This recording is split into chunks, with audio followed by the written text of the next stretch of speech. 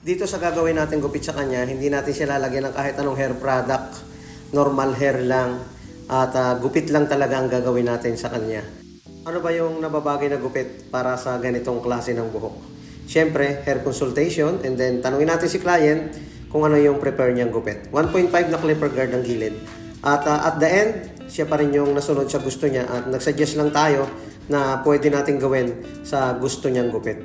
Sa mga ganitong klase ng buhok, kadalasan ay medyo mataas ang gupit na ginagawa natin.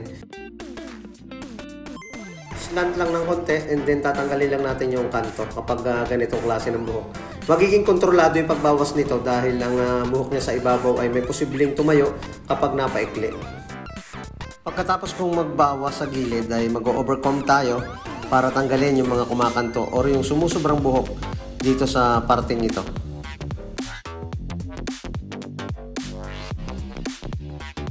And then next natin ay yung one guard.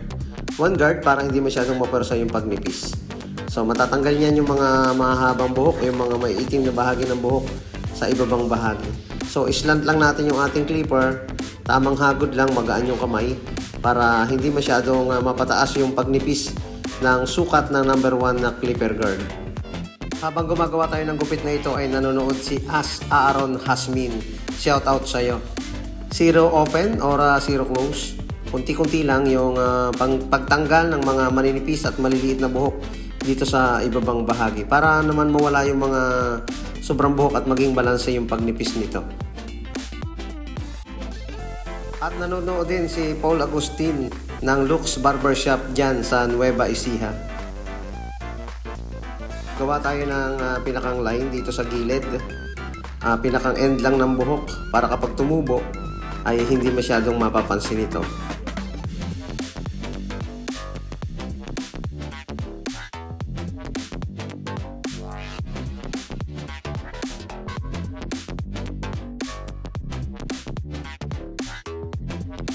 Bawasan natin ang dulo ng kanyang buhok. Balansehin lang natin yung haba. Kunin lang natin yung mga parting mahaba para kapag ibinagsak natin yung buhok niya or sumunod siya dati niyang hawi ay balanse ito at walang masyadong makapal.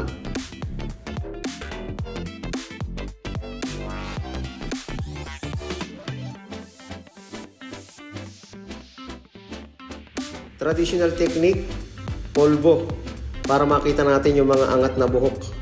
Effective ito lalo na kung medyo kulang yung ilaw sa inyong barbershop. Makikita mo yung mga umbok or yung mga sobrang buhok kapag ginamitan natin ng polvo. Dahil maputi yan, kita agad natin kapag tayo magpaplangkita. Basain muna bago ahitan.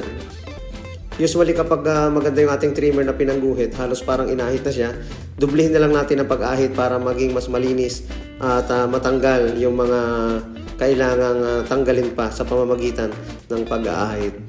Ayun, nakikita yung medyo mapula sa kanyang likod. Yun ay normal na sa kanyang balat.